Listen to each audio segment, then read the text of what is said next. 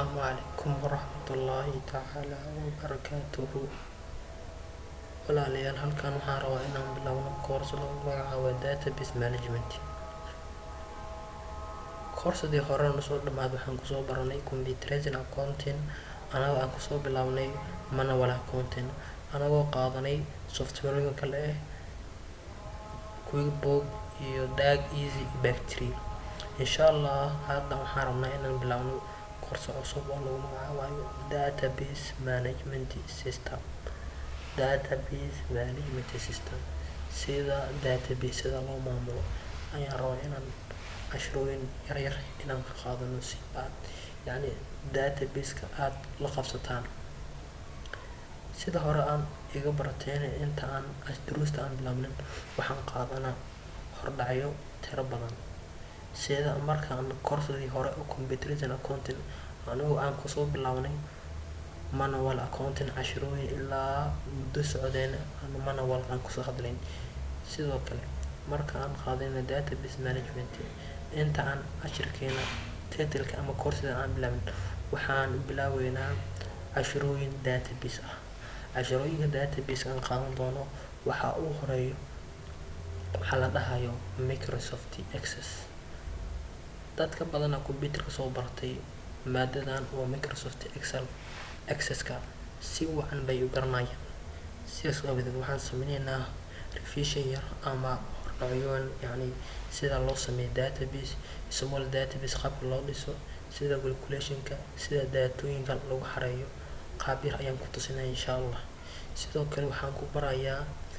SQL server. SQL server-ka intaan gaarin waxaan rabaa inaan xoogo aan qaadano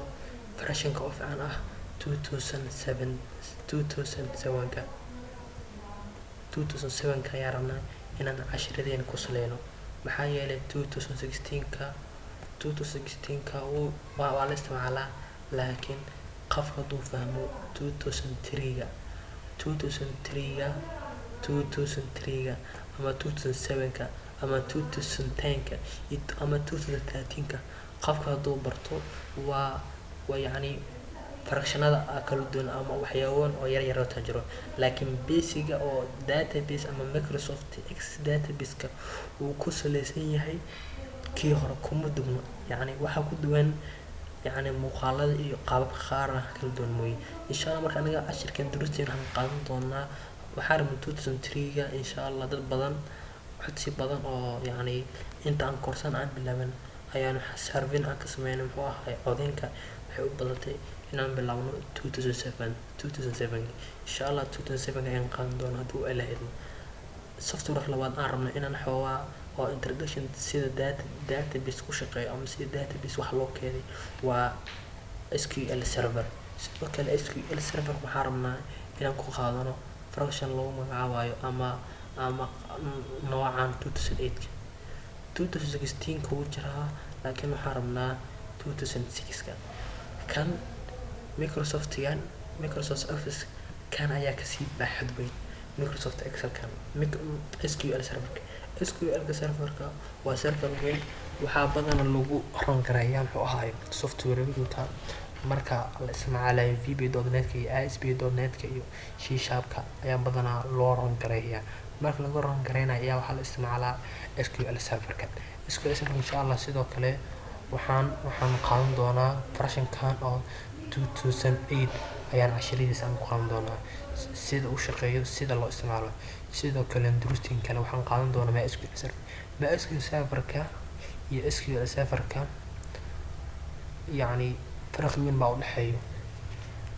MySQL server-kan iyo Microsoft Excel-ka kan sidiisa waxaa isticmaalo badanaa small kambanida small-ka xogtiisa ma yaro ilaa milyan waxay gaarayaan ma dhow xogta inta uu keedanayo millions wax dhow camal waay. laakiin SQL server-ka waxaa loogu talagalay in server ama daatooyin ama waxyaaboon oo daily living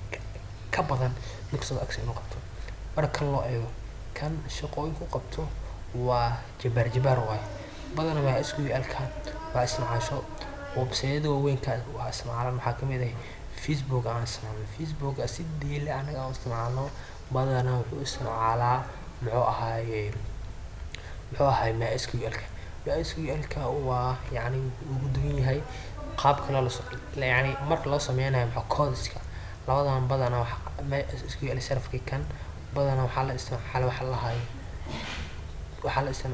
la code waxaa la isticmaalaa code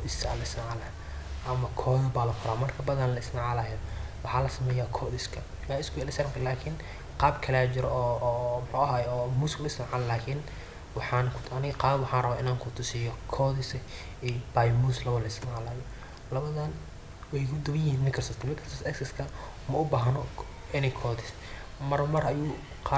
VB marka VB.net marka aad VB.net aan ka xiraysaa waxay u baahan tahay muxuu ahaayey in yacni code yar aad isticmaasho yacni marka formiska aad xisbinaysa ay u baahan tahay kan waa mid baaxad weyn durustiisa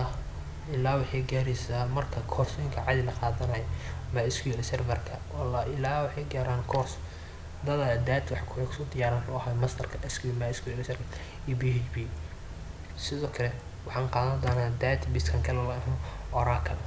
Oracle database waxa waa database sidoo kale oo weyn yacni waxaa loo sidoo kale website ayaa lagu ran gareeyaa waxaa sidoo kale waxaa ka dhisan muxuu ahaayey mobilooyin qaarkood daatooyin serverka Android maxaan muxuu ahaayey waxa dhahdaa shirkadda Mac ayaa badanaa sidoo kale saas isticmaasha marka Oracle okay insha Allah inta aan bilaabin database management system waxaan rabnaa inaan ku farqeeyno inaan xoogaa faham ka qaadano yacni sida marka aan garanayn wuxuu yahay database sidee oo maamul gareyno marka inta waxaan sameynaynaa inaan barano software-yinka qaarkooda kadibna sida loo maamulo lahay sida share loo sameeyo lahay tusaale Microsoft Access waxa uu soo shirkad company baa dhisaysa company marka dhisto tusaale waxa uu jiro example ay ugu jiraan xoogaa examples ay ugu jiro tusaale la soo eegan okay waxaa jirto stock company waxaa jiro waxyaabo qaabo badan oo dhisay jirto firi taas waa company jiro waa firi wuxuu isticmaalayaa company-gan markuu la galayo kana firi marka la galayo wuxuu rabaa database-kiisa waa tusaale ahaan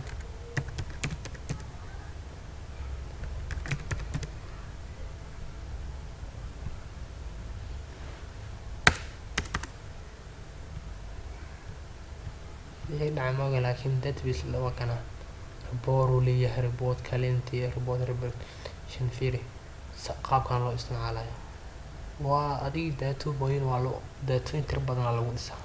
marka sidaas oo yeelay marka Microsoft Excel kan bilaabana insha Allah cashirkeenu koowaad waxaan qaadan doonaa hal cashir ama laba cashir anoo ka hadlayn muxuu ahaayey Microsoft Excel يعني marka dambe cashiro good interview يعني functions ka caadismin marka labaad waxaan sameeynaa project oo aan simple database ka abuureynay oo shirkadda company invoice iyo muxuu ahaayey invoice-ka muxuu ahaayey sida lacag payment loo sameeyo shirkad company inaan ku xirno bank inaan ku xirno saas ayaan ku dhisay saas ayaan sameeynaa haduu ilaahay idmo cashirkeenu koowaad intaas buu ka egyahay la socosho waan والسلام عليكم ورحمة الله تعالى وبركاته.